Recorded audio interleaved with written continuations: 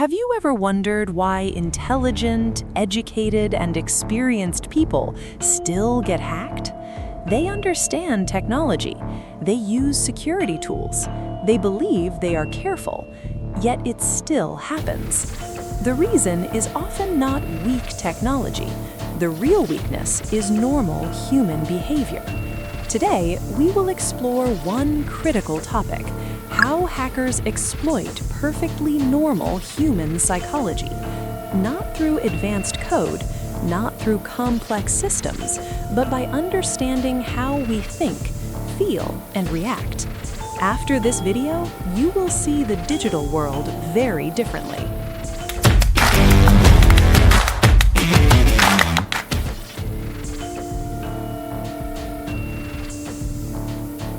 Most people believe hacking is a technical skill, coding, exploits, system vulnerabilities.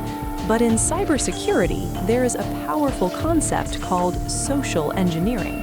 Social engineering is not about hacking machines, it is about hacking people. Computers do not feel emotions, humans do. Computers do not panic, humans do. And computers do not feel curiosity, fear, or urgency. These emotions exist only in the human mind, and hackers know exactly how to use them.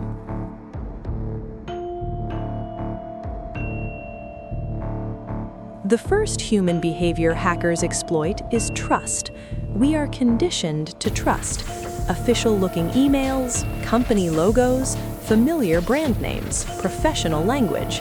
When we see an email from a bank, our brain automatically assumes it is legitimate.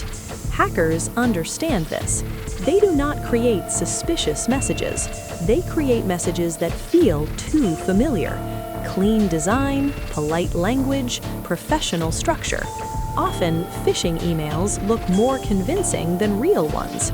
This is not because people are stupid. It is because the human brain is designed to trust. Trust allows society to function, and hackers exploit that fundamental design.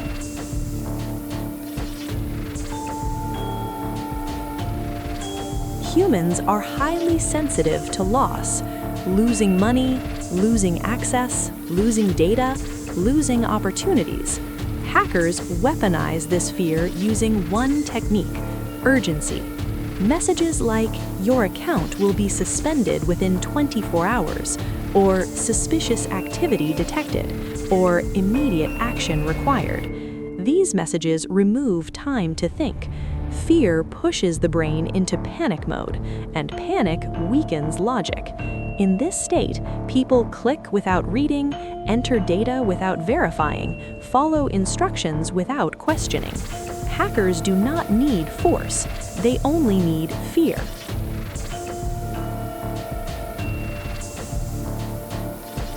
Curiosity is deeply human. We want to know who logged in to our account, who sent a file, who mentioned our name. Hackers exploit this instinct perfectly. Messages like, "Someone logged into your account from a new device," or "You have one secure message," or "Is this really you in this photo?" These messages activate a powerful trigger: curiosity. Once curiosity takes over, warning signs are easily ignored, and sometimes one single click is all it takes.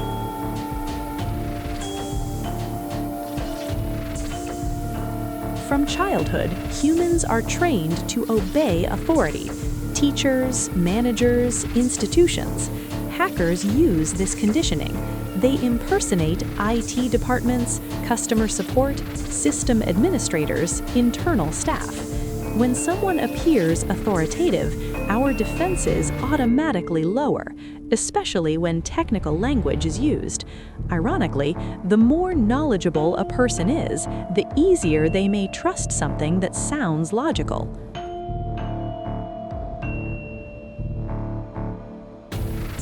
We live in a fast-paced world. We want quick logins, short processes, minimal friction.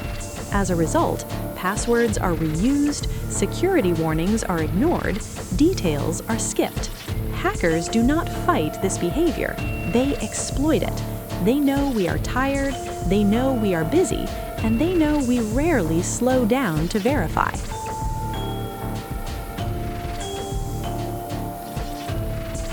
Because social engineering does not depend on technology.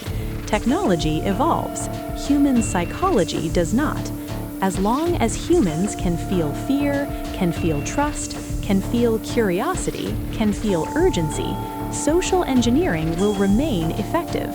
That's why the strongest security systems fail when the human behind them makes one mistake.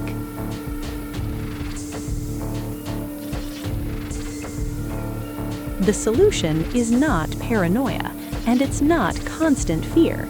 The solution is awareness.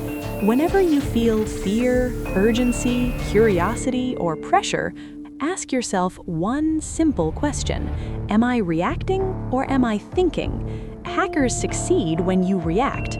They fail when you think. The most effective hackers do not hack systems. They hack human behavior. Now you understand how.